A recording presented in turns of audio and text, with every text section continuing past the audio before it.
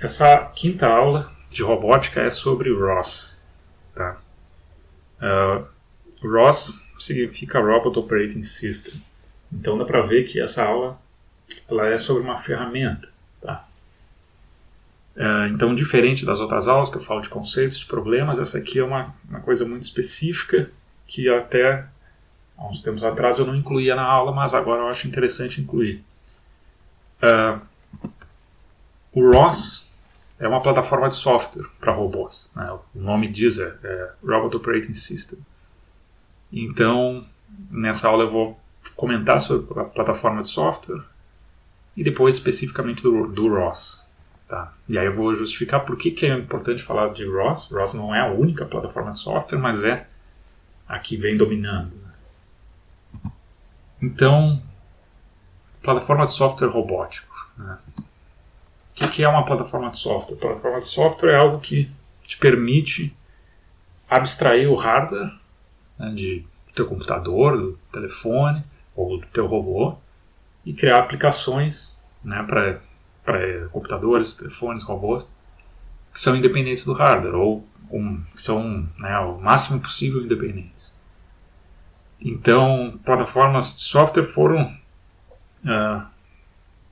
os principais responsáveis pela popularização de computadores pessoais, de telefones pessoais, né? Então quando surgiram os sistemas operacionais. E aí a ideia é que se a gente quer popularizar robôs, é preciso ter algo assim, é preciso ter um sistema operacional robótico que seja popular. Né? Então, aí entra nesse ponto, é preciso ter uma abstração de hardware para poder desenvolver, né, softwares que sejam populares. Né? Sempre que a gente tem isso, que a gente consegue, né, abstrair o hardware, acontece nesse aumento, essa explosão de novas aplicações, novos serviços. E aí aqui eu falo sobre os 4 componentes principais de uma plataforma, que é o hardware, o sistema operacional, aí as aplicações e o usuário. Se a gente conseguir adicionar esse sistema operacional entre, né, o hardware e o usuário, a gente pode ter muitas aplicações, pode popularizar, né, pode aumentar muito a quantidade de usuários desse sistema. Então, recentemente, plataformas de software robóticos têm recebido muita atenção. Então, a ideia é que a história se repita. Né? Então, essa figura eu peguei de um livro só sobre o ROS, é o livro dos, né, principais desenvolvedores de ROS, que eles dizem isso, né? Esse processo aconteceu com computadores pessoais. Então, quando começaram a surgir, né, os sistemas operacionais, isso possibilitou aplicações, popularização. Isso aconteceu depois com né, telefones, smartphones, e a ideia é que aconteça com robôs. Tá? Então, a questão é, já existem outros sistemas operacionais robóticos. Tem alguns aqui. Por exemplo, na OQI dos robôs humanoides, então seria uma API para um tipo específico de robô, tem outras aqui. E aí o ROS tenta ser algo bem genérico, né, que tenta ser para diferentes tipos de robôs.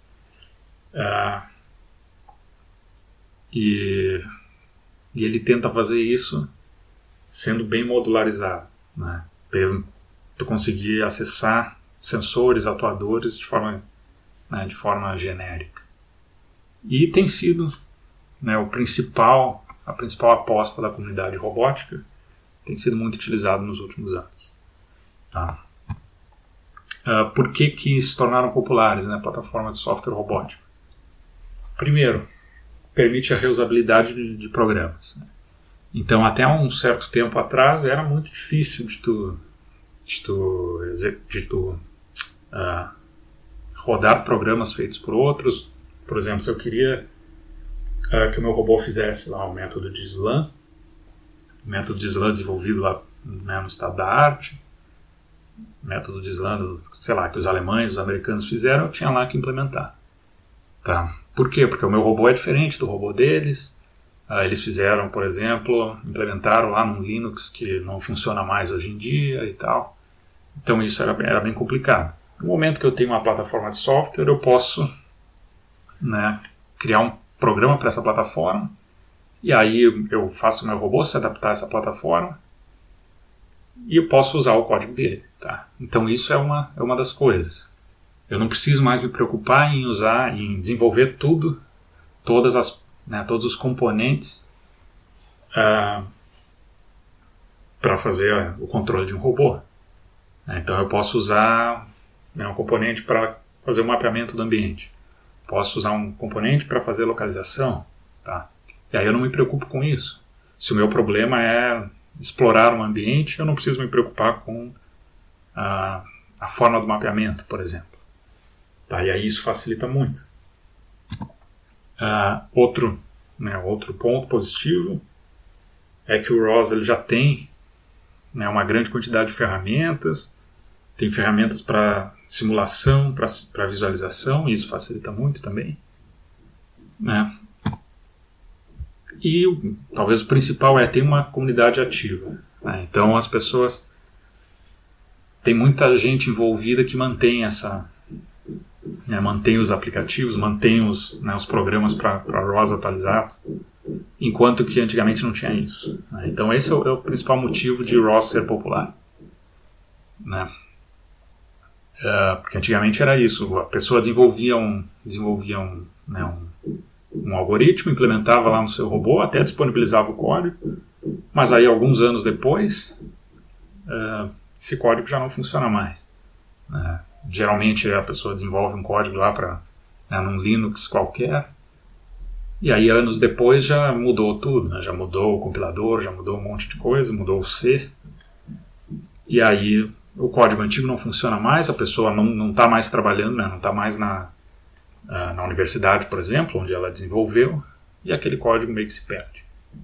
E aí hoje em dia tem bastante gente que mantém esses principais aplicativos, principais softwares para o ROS, por exemplo.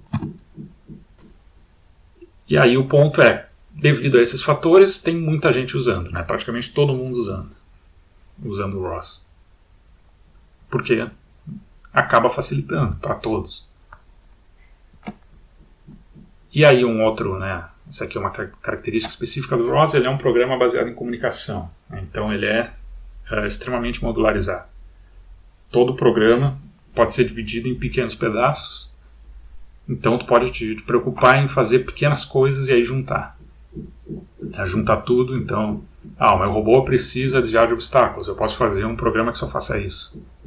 Né? E aí ele tem que fazer mapeamento, aí eu uso um mapeamento pronto. Tá?